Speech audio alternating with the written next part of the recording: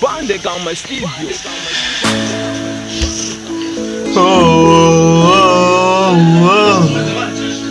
Este io tagliava volare.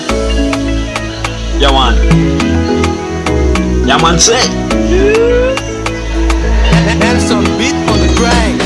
nelangu lutianga i boss say boss famiketika fongaza nanyala tananga miso satitiko no vole zasiti kombani nolo milam ketika no fomapi milam ketika no boss lela zesmesim tadi vola amelungolo no fashion de belongingulo oh satiki limitadi vola na marsaka na mitadi ani banaka ano vola tiko aizami siano ze vole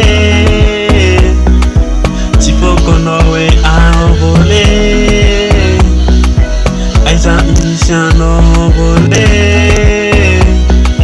San Milano vole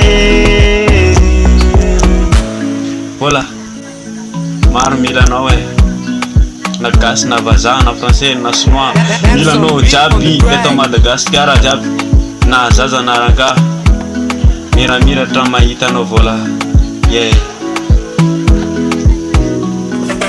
aizalo tamisano we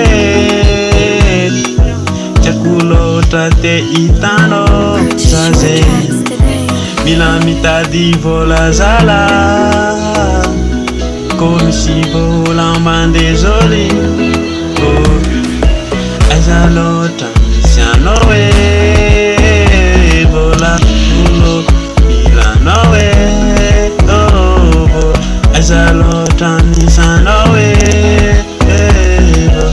singo tamisiano we Nelson beat on the grind. vola